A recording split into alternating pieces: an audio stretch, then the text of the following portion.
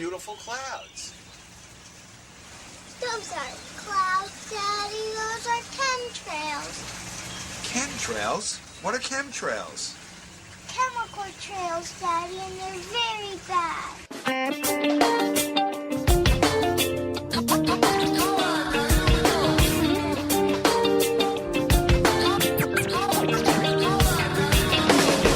I look up to the sky. Can you tell me why? Can you tell me why? I don't wanna see you cry. I just wanna see you smile. Baby, I look up to the sky. Can you tell me why? Can you tell me why? I don't wanna see you die. I just wanna see you smile, baby. Me look up in the sky and me can see clear. Blue skies are gold and white. Lines up here, them say it's natural. Me not believe them. Them say it's vital. Me not listen to them. Something strange is going on. Feel it in my heart, sensing something strong. Gotta save the future, put the rumors to rest. Gotta help the children and give it our best can. Stand around and be blind to the false can. Taking no more, how can we relax that? I look up to the sky. Can you tell me why? Can you tell me why? I don't wanna see you cry. I just wanna see you smile. Baby, I look up to the sky. Can you tell me why? Can you tell me why? I don't wanna see you die. I just wanna see you smile, baby. Living on earth, we must respect the earth. Human and animal, we all deserve the right to peace and opportunity. But nowadays we are blind, we can't see. Hi, this is Dane Wigington with GeoEngineering Watch Radio for November 8th, 2014. We're going to start the calls in earlier. I want to get the dialogue going faster. We have Greg Allen with us from Georgia, Russ Tanner with us as always, who keeps the show going. We'll bring everybody in just a few minutes.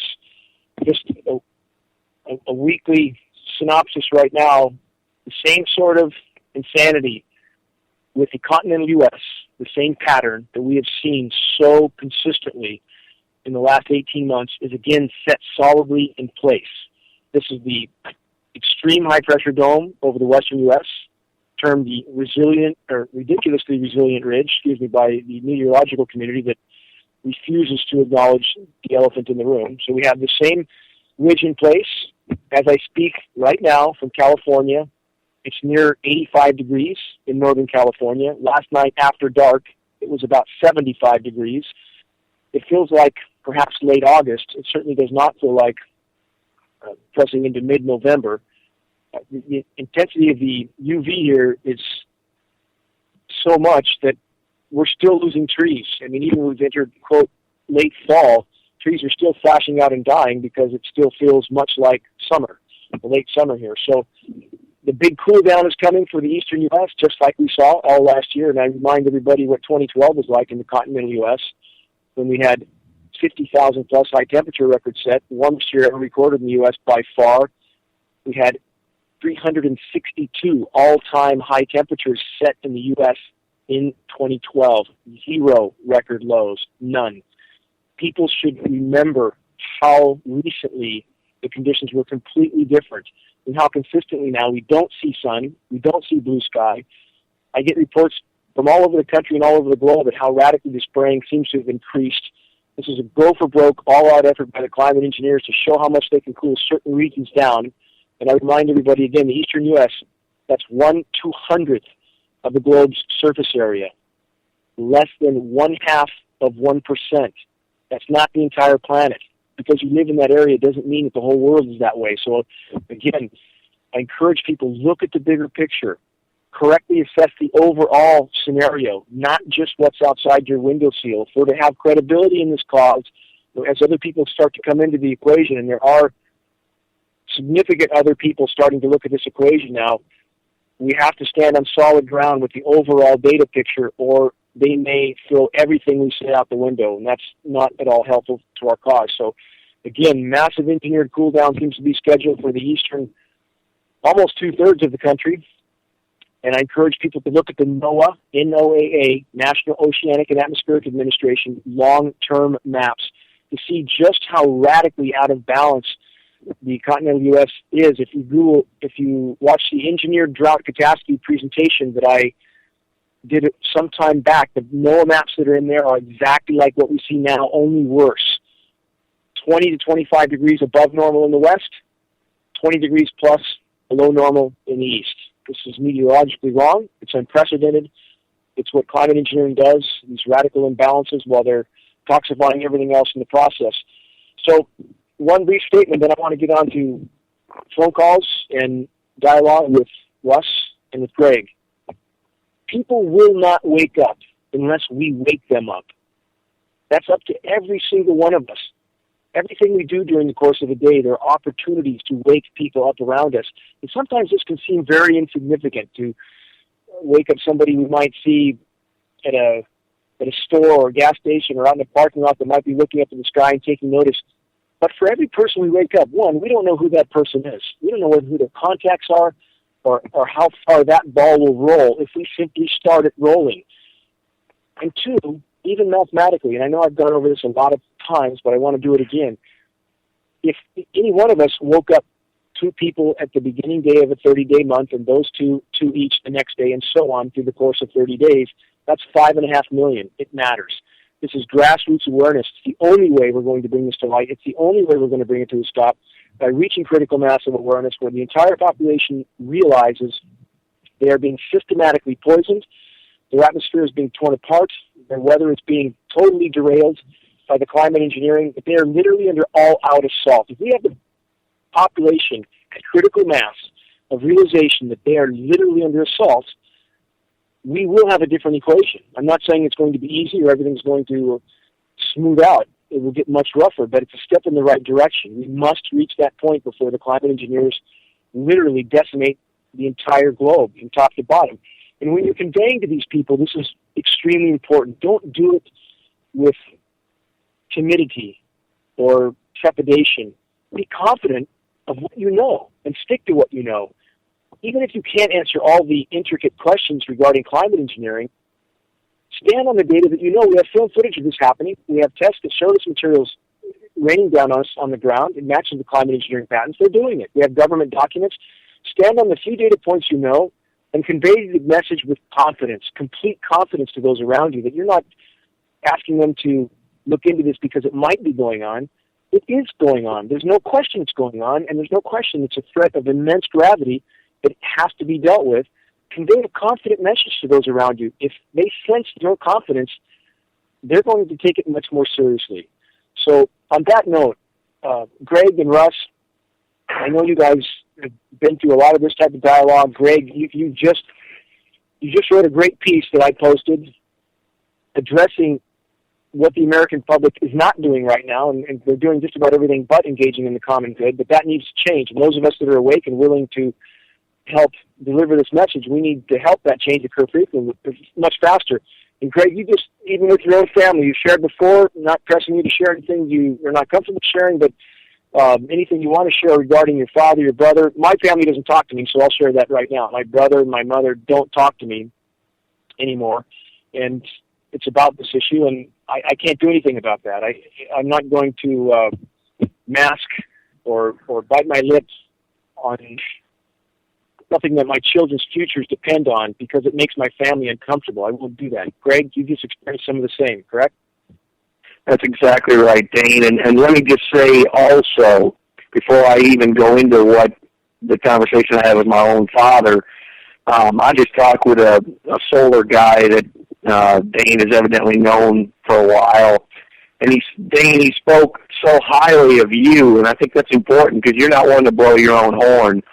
And he spoke so highly of you and gave me great recommendations, and I didn't even ask him really to toot your horn. He came right out and said to me, Dane is one of the finest men I've ever known. I said, you don't have to tell me that. I said, I refer to him as the Thomas Jefferson of our time. And I wanted to start with that because this is important, because there are people that will say, oh, Dane Wigington's a wacko, or Dane Wigington's crazy, and it's not true. Dane, I'm so proud of what you're doing and your work ethic. and your love for your family, your love for humanity, your love for the earth, and it's just so touching, and it's so offensive to hear people speak negatively of you. If you want to interrupt me, go ahead. Well, I only want to say, Greg, that I'm not doing anything else that you're not doing, that Russ isn't doing, that everybody who's engaged in this issue is doing, and I appreciate sometimes a positive report, because there are a lot of negative ones coming at all of us who are speaking about this issue. You get them, Russ gets them, I get them, everybody listening gets them, has gotten the same kind of resistance from the family. So, yeah, it's nice to hear that there are those who appreciate the fight that we're all trying to wage. At the same time, I feel exactly the same toward you, toward John Shaw. This is the friend that Greg is talking about here. He's one of the finest people I've ever met, certainly. So, however completely disengaged humanity seems as a whole, there are people out there that, like John Shaw, like you, like Russ, that I'm damn proud to march with in this battle, along with everybody listening, everybody engaged, and everybody in their own personal place, wherever that is, however they're trying. We're all cogs in the wheel, all of us. And the wheel won't roll without all of us. It takes all of us to make the spokes in this wheel so it will roll. So, again, I feel the same gratitude toward everybody out there. And the harder we push, the more others are going to push back. So I simply hope that people listening that have been discouraged, because I hear about that a lot from others, they get a lot of criticism and resistance as you've gotten, but I hope they stand strong against that. Don't let that deter you from what you know you need to do. And soon enough, those who leveled that criticism against all of us will be forced to face the fact that they were dead wrong. So anyway, continue on, Greg. That's a hard admission. That's a hard admission to make, Dane. It's hard for all of us. I've been there. I've done that. I have to admit you were wrong, but you're right. We're all going to have to. Those that haven't come to terms with the reality here are going to have to admit that they were wrong and be willing to do it and go on. It's not that difficult. I wrote to my own father. I just wanted to share this with the listeners. I said, I pray that one day, this was in regard to billboards. I was trying to get my dad to help with the billboard cause, and he can afford to help, but he said that he was going to give all his money to wounded warriors. And what I wrote was, I pray that one day you take as much interest in your children, your grandchildren, and the future of humanity as you do in the anonymous wounded warrior who is sadly a pawn in the grand march towards global governance. You are treating the symptoms of an out-of-control war machine that is now waging war on its own citizens, but you are too ignorant and naive to figure that out. The reason that I'm not interested in spending time with people like you is that you could be making such a difference, and yet you choose to let your grandchildren be genocided with nary a peep. And think about that the next time you look at Caleb Says a Little Face. That's my nephew. And it's strong and it's hard. It's hard to write things like that, but for God's sake, if you want to save the life of your family and the rest of humanity, some of these things need to be said. And I've tried so hard with my family and been nice as long as I can be nice. And now I've got to be truthful and honest.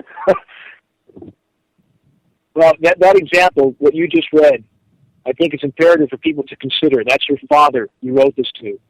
And there's nothing unloving about what you wrote. There's nothing incorrect about what you wrote. The truth has to be told. And if we try to mask it or hide it in order to keep certain peace in any arena, the boat is going to go down. The ship's going to go down with all of us on it. So at that point, how wrong would it be? How wrong is it to bite our lips, either with family members or anybody else, at the cost of the entire planet going down? And that's exactly where we're headed. So I salute your courage for communicating that to your dad, and I think that all of us need to consider that strong of an approach that you've taken. Russ, can you open up the phone lines now? And if anybody calls in, we can get a dialogue going. If you keep questions for callers that call in. If you can keep questions relatively clear, concise, and short, so we can try to get as many as we can in today. Absolutely. And continue on with this subject. Yeah, absolutely. We do have callers waiting to speak already because I put the word out soon, early on in the show. But if you want to call in, we do have plenty of room for people to call in. Please call in and chat with us. The number is 718-717-8296. That's 718-717-8296. Just call on in the number and keep your phone quiet, and we'll call on you shortly after you call in. Thanks, Russ. If there's anybody on right now, let's rock and roll. Very good. Caller with your number that ends in 85. Who are we speaking with? Hi, this is Jennifer from Michigan. How you guys doing? Hi, Jennifer. Hi. Hey, Jennifer. Hi. Michigan is known for wacky weather. There's an ongoing joke that if you want the weather to change, wait 24 hours. And this is the time of year I've been dreading because we go under cloud cover pretty consistently come October, November. But what I have noticed is people are paying attention to how some of the plants are reacting. I've been bringing some of it up with people on my Facebook that we have rose bushes that are budding and some other plants that are budding as if it were spring.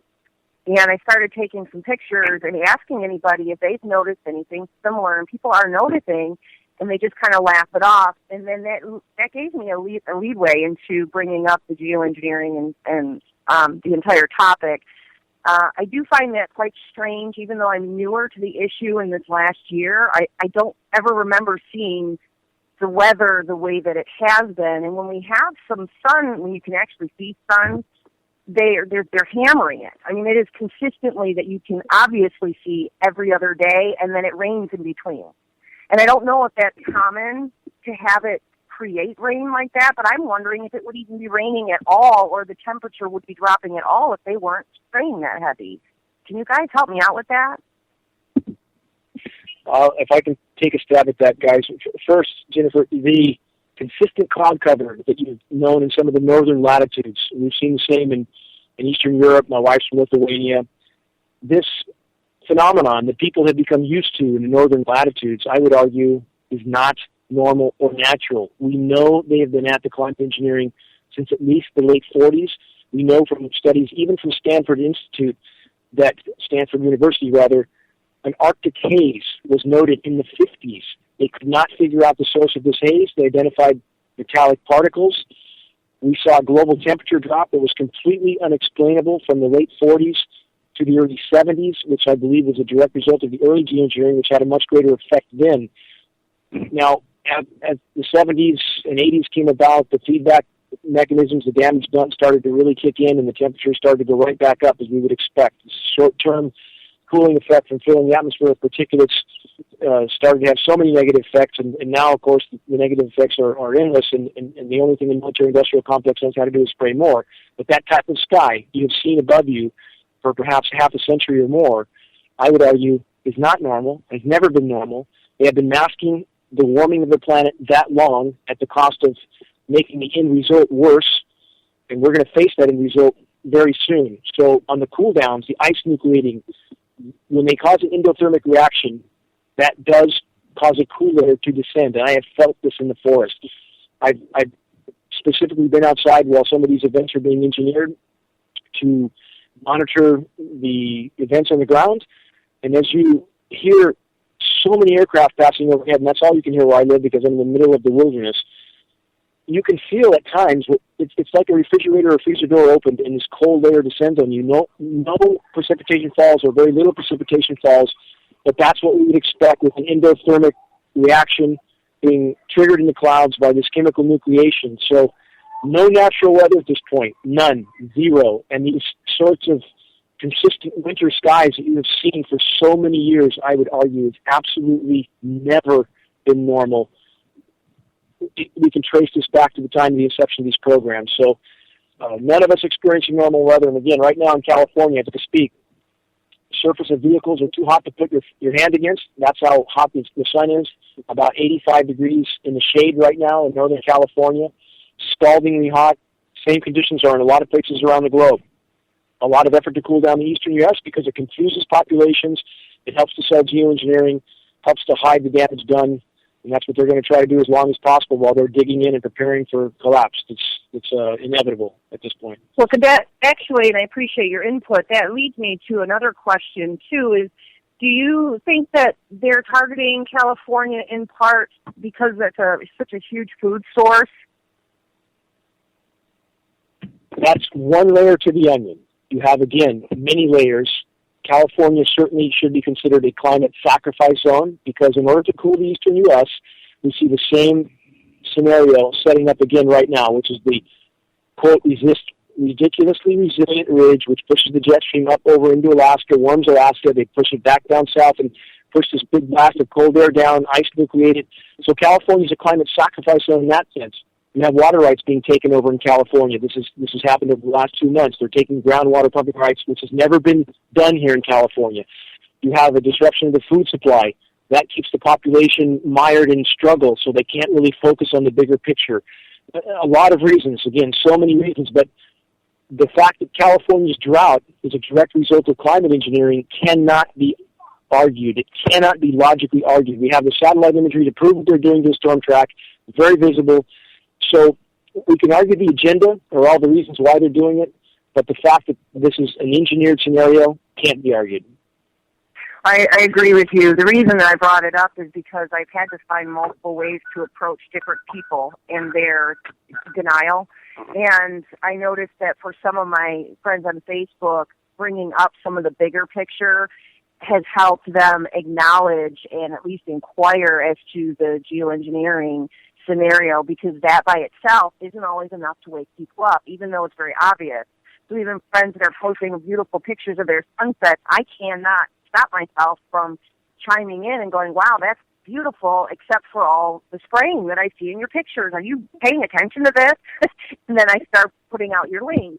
And it is working, opening up that dialogue directly instead of just sharing articles, which I still do, but opening up that specific dialogue, it seems to be helping. And I know everybody's got a different approach, but it's something I can't stop thinking about. I have to. It's almost obsessive. It's, I don't know how you guys balance having any kind of life with this going on. So I give you a lot of credit.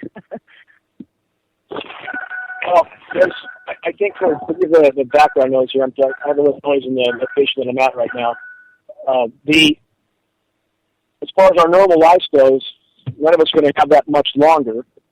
As far as the sort of pictures you're talking about, we see, for example, in Northern California, the tourist guide manual, big picture of a guy fishing by a lake with the sun going down, sky plastered with trails, and dead trees all around the lake. This is the cover photograph of the Northern California tourist guide. It's unimaginable how people are so oblivious and people don't recognize it looks like smoke on the horizon. We see it in California almost every night because they spray the coastal areas so heavily. It looks like there's giant forest fires burning on the horizon. It's particulates from the aerosol operations, and people now mistake that for something normal. They don't even recognize a real cloud anymore. But the skills you described, the methods in which you convey this message to people, I'm sure you're refining your skills all the time. All of us should do that. Every encounter we have, we can polish our skills, polish our ability to convey the message, increase the effectiveness with which we convey data. And if we all continue to refine our skills, we'll do a better job, and we'll start more spot fires. And again, I salute you for your efforts. Well, and I appreciate all your feedback, you guys, because you really have opened my eyes and inspired me. And that has inspired a lot of people I know as well. So it is working. It is working. And I know that people are talking about it. They're sharing information I'm putting out there. My sister came home and said, you'd be proud of me. I just talked to all my nurse friends and talked to them about geoengineering and gave them Dane's website. And I was in tears. And I was proud of her because she was kind of like, well, what can you do about it? And she's not anymore. So it is working. You just can't give up. I've been working on her for 6 months straight. And she's on. So we just got to keep going. We don't have a choice. So thank you, guys. And I'll hop off the line so you can talk to the people, too. Jennifer, if you don't have any of Dane's brochures, I know you and I have talked back and forth. Send me your address, and I'll send you some of Dane's brochures. That would be awesome. I'd appreciate it. Absolutely. Yep. Thank you. All right, you guys have a great day. You too, Jennifer. You know, Dan, it really is astonishing to me, too. I'm being in Philadelphia here today. They covered the sky. They've created a sheet of haze over the entire sky here in Philadelphia. I watched it happen. It's just amazing to watch the trails just be sprayed across the sky and then see the condensation in the lower layers. It seems like particulates fall out and then form this haze just below the spray level, and you can just watch it happen. It's very plain when you watch when you watch time lapse of this kind of event. But it's one of the most amazing things I've ever experienced in my life is that people do not seem to notice this. I will give one word of encouragement, though. It seems that there's a certain percentage of people who I tell this to that immediately believe it. It's a smaller percentage, but they immediately believe it. And I think if we could get the word out in mass to people, that there would be enough people where we would have some real political clout. But everybody has to get out there and tell people about it. I agree, Russ. And this is, again, I think we're closer to critical mass than most realize, and that many more people now, when the subject is introduced to them, they've heard about it. If you give them a few dots to connect, now they have a picture, and it seems much easier to start these spot fires of awareness. Yeah, absolutely, absolutely. We have more callers. Caller with your number that ends in 48. Who do we have with us? What's your name? Hi, this is BJ, guys. How are you today? Hi, BJ. Hi, BJ. Hi. It actually makes my heart hurt, Greg, and Dane, to hear you talking about the family and just how you're plugging forward. You know, you got to tell your dad you love him, but it's just unbelievable how much it hurts that they would downplay anything that you're talking about here. Like we would go around and waste our time on something. One of the things I want to bring up is people that realize how they are playing in the wind to this thing. I've lived here 35 years in Lake Havasu, and this summer they took advantage of our monsoon, which we, have a few storms here and there. And for the first time in 35 years, 2 different times, our electric went off within 2-week period, twice for 6.5 hours, one for 7 hours. And the telephone poles went down and everything. And what I saw was the storm coming in. We can always see it building, getting blacker and darker. And all of a sudden, you're sitting here, it's like someone kicked in the back door, and the wind just picks up from black, it's like black and white. The wind, bam, and then it's wild wind. And yes, we've had that before, but our electric has never gone out here. And this time it has, and it's like, well, now what? Are they just trying to really intimidate us and say, okay, we can bring this too? But another thing is Melissa Melton from Two Stream Media, she discovered some harps down on that little island off of the Baja, where that second hurricane was coming up. That kind of was broken up also. It's Isle de Guadalupe. That's what it's called, Isle de Guadalupe.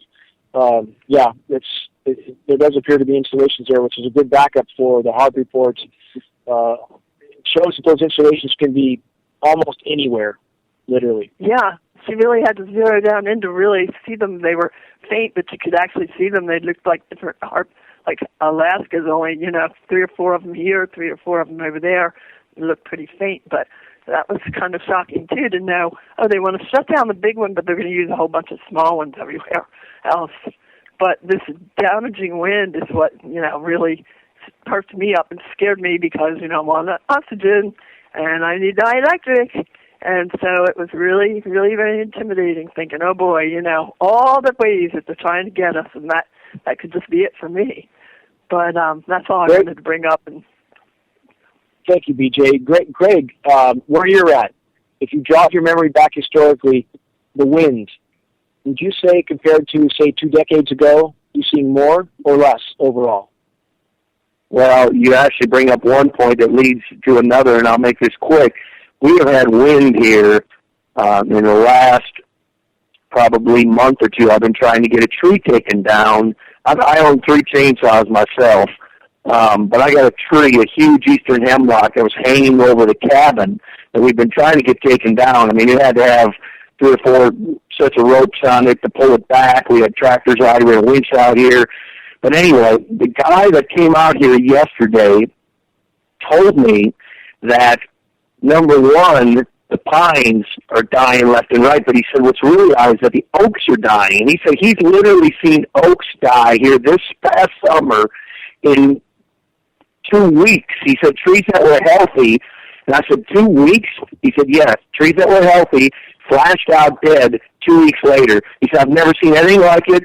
I have no explanation for it. So that's very interesting, Dane, because we talk about how out on the West Coast where you're at, it's obvious what's going on because the trees are flashing out dead everywhere, but it looks like we're starting to see it here. And I'm going to do some more research on this with other tree companies, but he said this is the busiest year by far he's ever had. And not only is he seeing, and this pine, this big eastern hemlock that we had taken down, had beetles in it. It did not have beetles, I would say probably 3 months ago when we had the sister tree taken out. But now it's full of beetles and started to hang over the cabin. So again, winds, we were very concerned about the high winds the last few weeks because, I was concerned about getting crushed like a bug underneath that tree. But not only that, but it sounds like it's not just these pines. The oaks are starting to flash out dead. So that's interesting information that we got from this tree guy.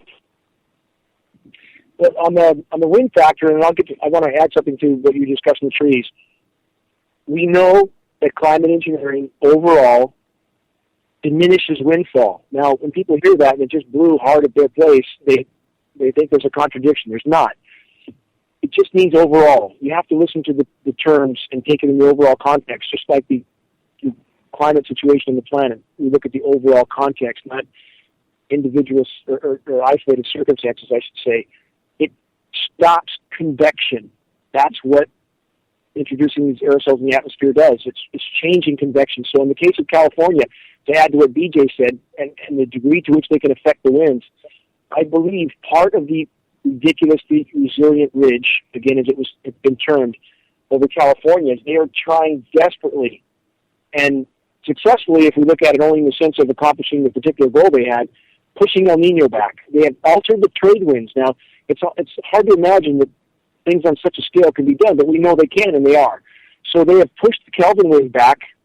They pushed the heat back into the western Pacific all year long. As El Nino tried to form, as the planet tries to expel the heat that's in the ocean, it can't, because the climate engineers are trying to keep it there, because they're trying to keep an El Nino from happening, because they're trying to keep global temperatures from going completely off the charts where they can't hide it, even the data falsification.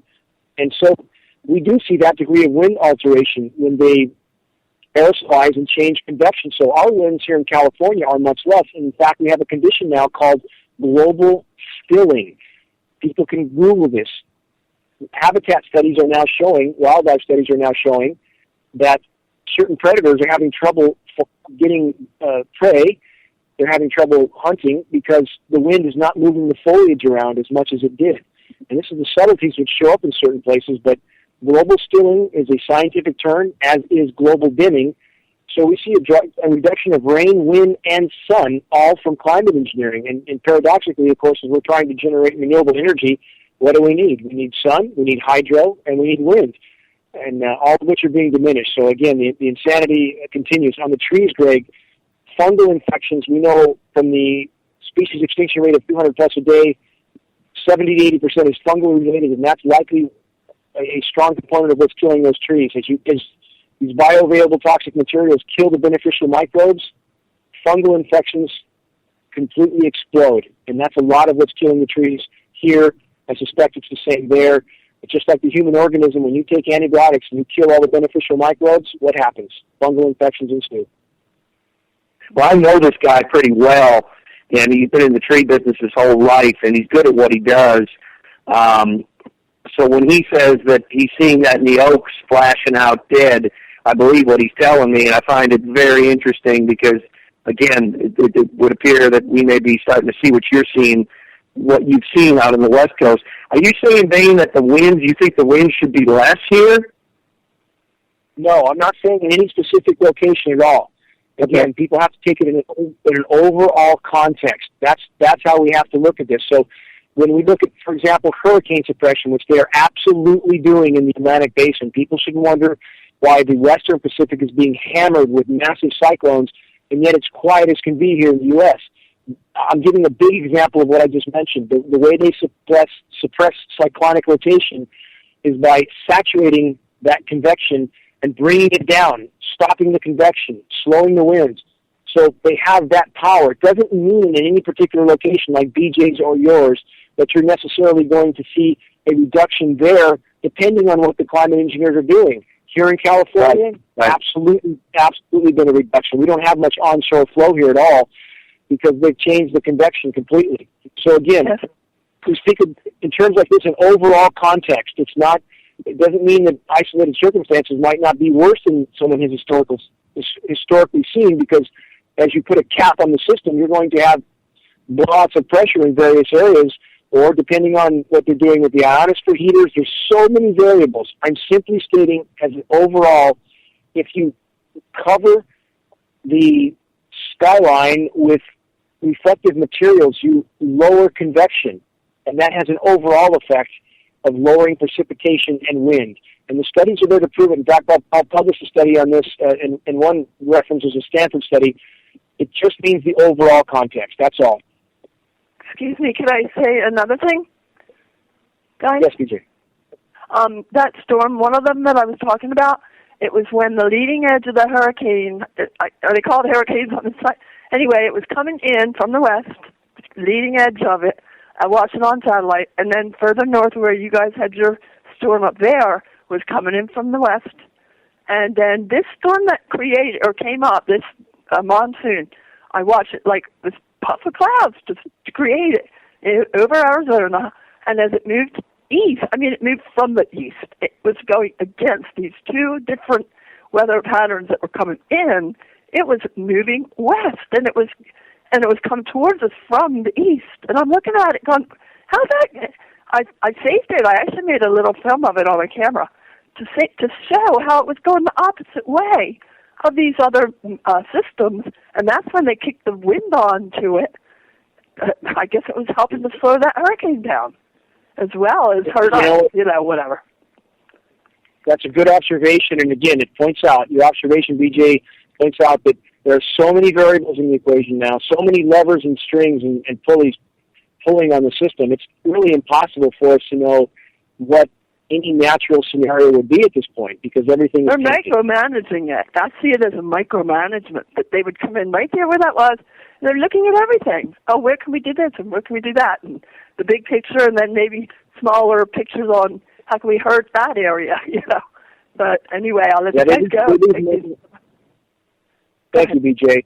And then they leave nothing alone, to elaborate on what you said. They leave nothing alone. We see in summertime when we desperately need a thunder shower here or there, as soon as one starts to try to form, they're on top of it with aerosols, pounding it down. They turn convective, cumulus upwellings of clouds.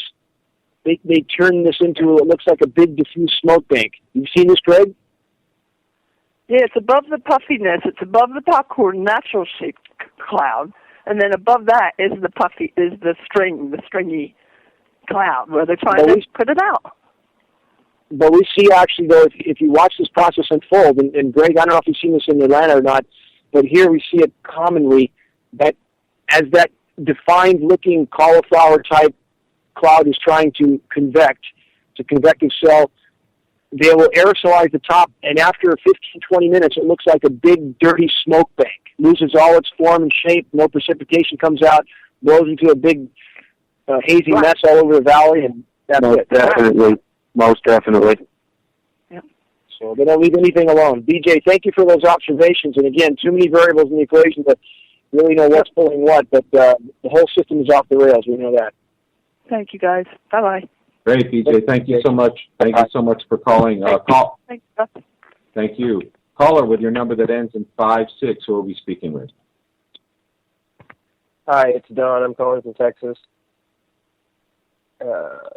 My question is, I move around on the internet a lot, and I try to bring up and expose it to people who aren't already familiar with it and that sort of thing. And something that I get pretty much regularly is people saying, well, how could something like this, something this big, be covered up? It would take, so many people being in on it, and what would their incentive be to not run their mouths off about and that sort of thing. And you know, my thinking on it has always been something like that. You know, it's sort of nested with false information, with propaganda, combined with buying people off, and combined with threats against careers, threats against families, and that sort of thing. I was just wondering what would you guys say to somebody who questions the reality of this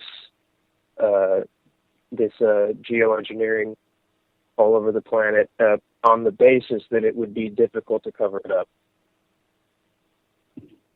Greg, you want to answer that with your? I think that's a great question. That's something we deal with every day. Number one, I think Dane would agree and Russ would agree. You know, the power structure up top tends to be psychopathic, sadly, unfortunately. So to think that they wouldn't do this to us when they're fluoridating our water, they're poisoning our food with GMO.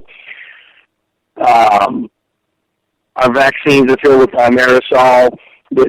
I'm sure you've probably heard the term, David Icke actually mentions the term compartmentalization. The idea being that, you know, my family works as family members that are pharmacists that work for Kroger, and they give, you know, the flu vaccines with the thimerosal and mercury in them. My brother flew in the past for the U.S. military. My personal belief is that he knows about this program. But they're compartmentalized, and they're probably told, you know, you're going to be a hero. And let's say as a pilot, you're part of a top-secret program, much like the Manhattan Project. It took decades for whistleblowers to come out. I'm sure they're not telling my brother, yeah, you're poisoning your family. They're probably telling him, or those like him, pilots that are doing the spraying, you're part of a top-secret program, and what you're doing is heroic. You're going to stop global warming.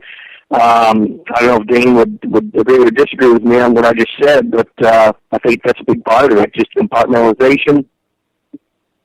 I completely agree. Go ahead. I completely agree. No, I want you to go ahead. I just want to say I completely agree with you. Go ahead. Yeah, I think that the pilots and the pharmacists and all of these other doctors, you know, they're brainwashed and they're complicit, and sadly, they're complicit in the extermination and genocide of a fellow man, and it's really sad, but you know, that's what he has done, compartmentalization. I've seen it too many times. Not only that, but some of these pilots are blackmailed. I've heard that. So, you know, you get these guys in a compromised situation, and they decide they're going to spill their guts. Well, we don't think I've been in politics, sadly, longer than I really wanted to be in politics, and I heard a lot of stories from different people that are in pretty high positions, and blackmail is, you know, probably what you'd call the fourth branch of government. At least that's what Sibel Edmonds calls it, you know, from Boiling Frogs. They use blackmail, and if somebody gets too loud or gets unruly or wants to tell the truth, well, we got these pictures of you.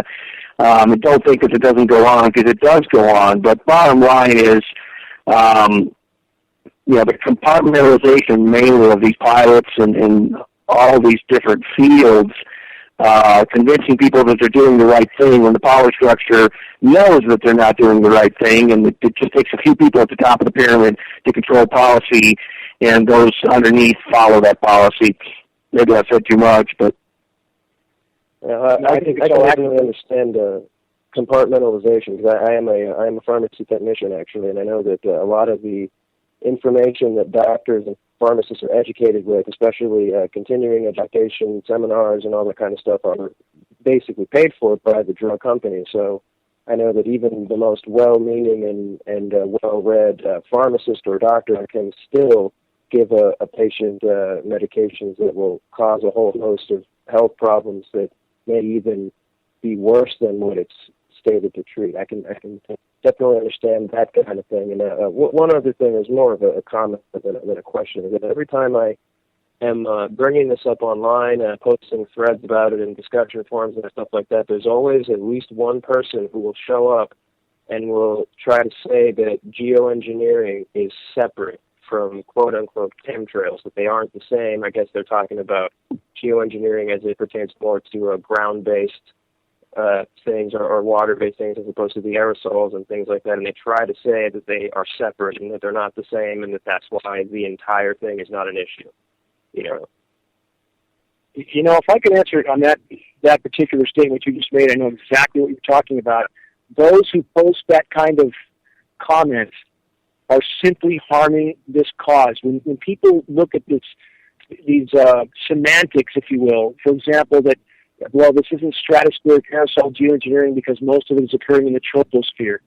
That type of semantic nitpicking is hugely harmful to our cause. To separate what's a chemtrail, one, we shouldn't be using the term chemtrail because it leads straight to conspiracy theory and hoax. I know it's very descriptive. I know it's very tempting to use. But the bottom line, that doesn't help us. And the kind of commenters I know you're talking about absolutely is unhelpful to the cause. It's not based on the data we have. It's simply somebody with an agenda. And we can all speculate as to what that agenda is, but it's not helpful to our cause. And to insinuate that geoengineering or climate engineering doesn't ascribe every bit of data we have, patents, UN global governance documents, congressional documents, all under those terms, that sort of, again, semantical nitpicking is absolutely ridiculous and unhelpful to our cause. I think, Greg, both you guys and the caller, you guys have both given excellent examples as to why these programs aren't known. One, they're not hidden.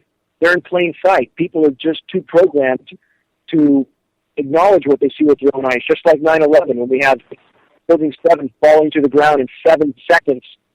It doesn't take much logic to know and recognize that a steel structure high-rise can't fall in 7 seconds from some chairs and couches burning on the first floor. It's ludicrous. So things aren't really hidden. The public is just trained not to acknowledge or recognize. And two, to add to what Greg said, and I fully agree with what Greg and the caller you both said, but I've spoken to NOAA scientists directly who said, one, we know about these programs, we're alarmed and so we're afraid to speak out because we have no First Amendment protection. So we know that's a factor. We have some data now. The the FBI has just arrested a NOAA scientist for trying to acquire data.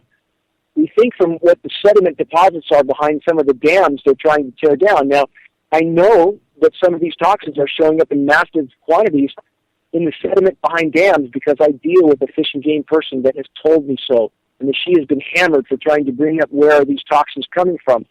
So we know there's so much monitoring that anytime anybody even tries to speak out, one, they're being compartmentalized, exactly as Greg said, and two, if anybody does figure it out and try to speak out, the hammer is immediately lowered on them, immediately. So it's not surprising, given our amount of monitoring going on today, that they can keep this down for all the reasons that all of us have just gone over. Right. Thank you for the question, though. It's a very important question. Great question. Let's keep sounding the alarm, and the more we talk about this type of scenario, the more people will have a credible and reasonable answer to give back to those who ask such questions. How can they keep it secret? Well, again, there are reasonable answers to these questions if people simply take the time to evaluate it. Right. Very good. Thank you. Thank you, caller. Appreciate it. Thanks for calling in. Yeah, thank you. Great question. A caller with your number that ends in 00. Who are we speaking with? This is Dave from Connecticut. Hey, guys. Hi, Dave. Hey, yeah. Hey, Dane. You got to be a great guy, Dane. No, David. Oh, Damon. Okay. Well, I'm sure you're a great guy too, Dave. Yeah, thanks. Hey, I'm a guy that suggested everyone do time-lapse videos. I made an excellent one today. I put it on your site, on your Facebook page. You should check it out. It was amazing. We had blue skies this morning, and then unbelievably hard chemtrailing or geoengineering, and the sky is literally gray, dark gray right now, and I'm beside myself. I don't know what to do. I talk to people all the time. Anyone that's under 20, they've seen this their whole life pretty much. But I have older friends, 40s and 50s, and, they're like, well, I'm going to do some research, and they all come back with the same two websites, contrailscience.com and metabonk.com. And I don't know what to do other than point them to your site, Dane.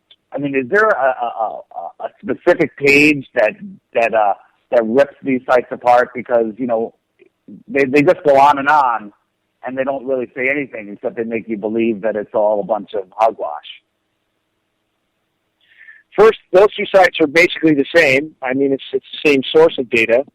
And two, when they come back with it, I would just question their sense of logic, you know, because sources in the government say it isn't so, does that mean you're going to ignore your own sense of reason? We have filmed footage of these tankers spraying at altitude into the argument.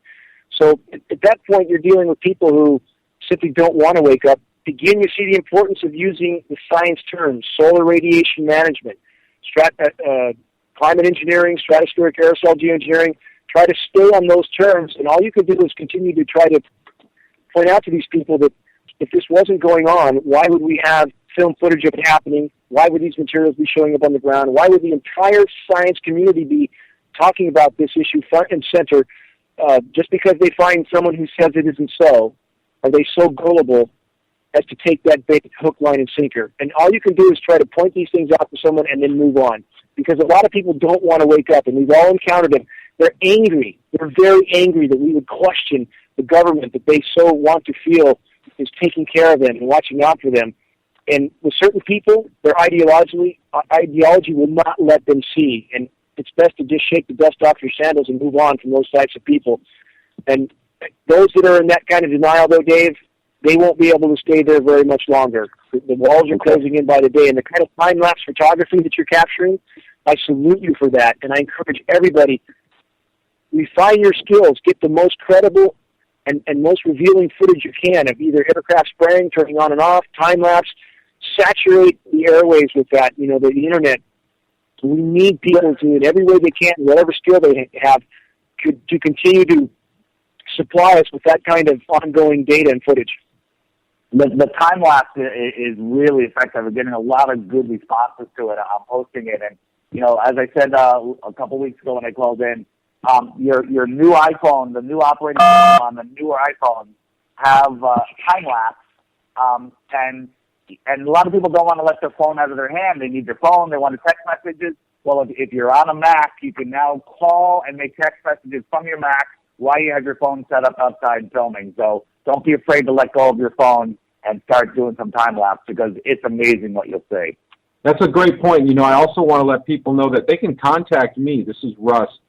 They can contact me if they want to learn how to do time lapse. I took about 3 years of solid time lapse in Bangor, Maine, during the time at which the Bangor Globe reported that Maine was having the dimmest summer in history. And I scanned the article and put it on my website and wrote up a report about it because they didn't mention anything about the fact that what was causing the overcast skies was the spraying. Every day they were absolutely saturating the air and was spreading out and causing the overcast skies every day. I want to say one more thing about the two websites that you mentioned, caller.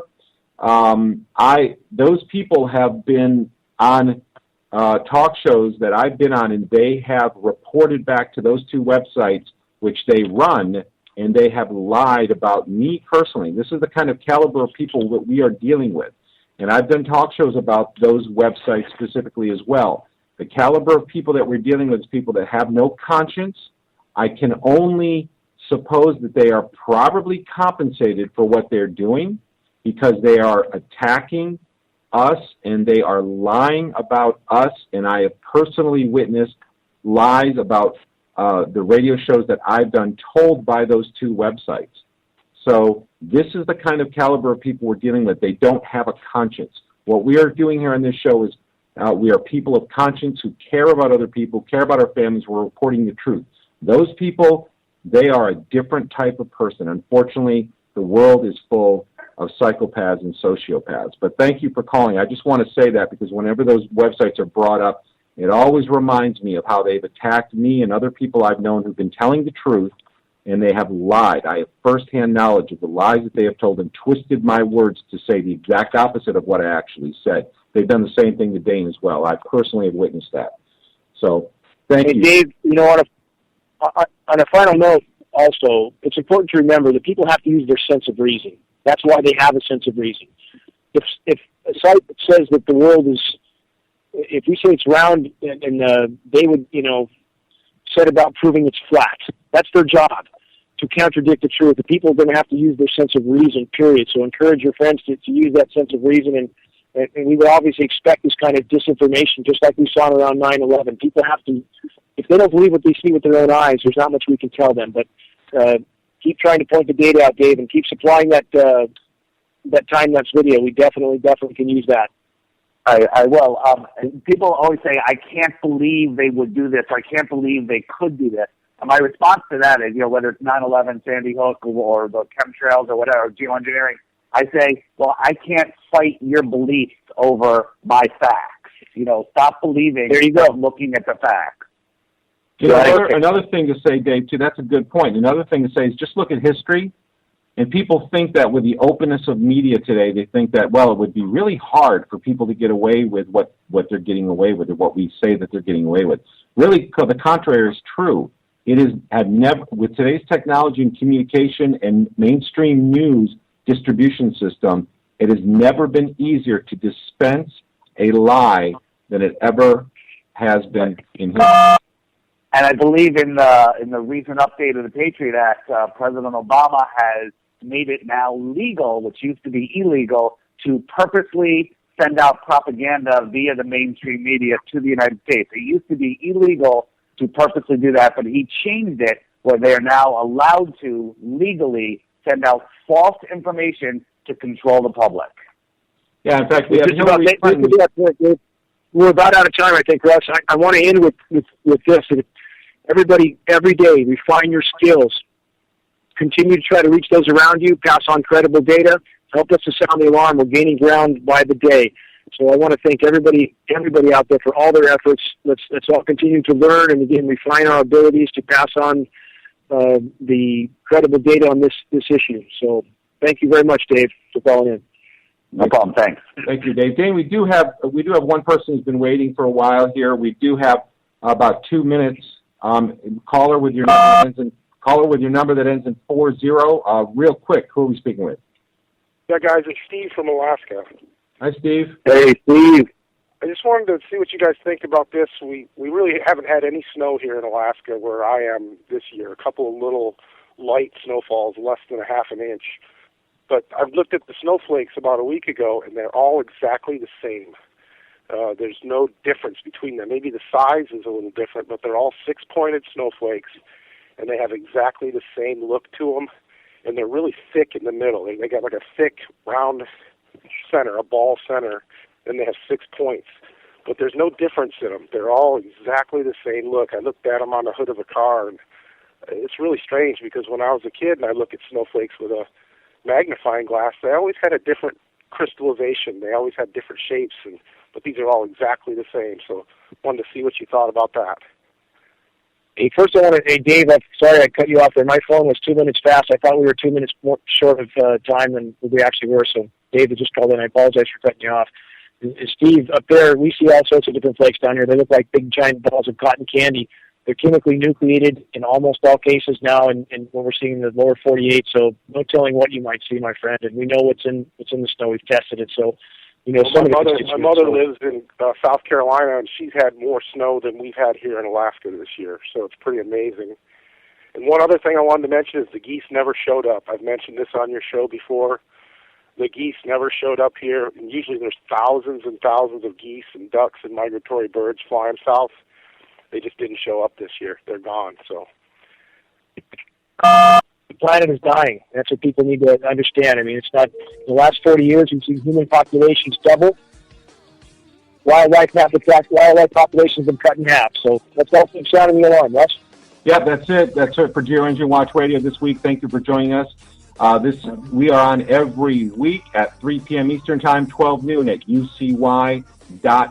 On behalf of Dane Wigington and Greg Palin, this is Russ Tanner. We'll see you next Saturday at noon Pacific Time, 3 p.m. at UCY.TV. We'll see you. Bye-bye.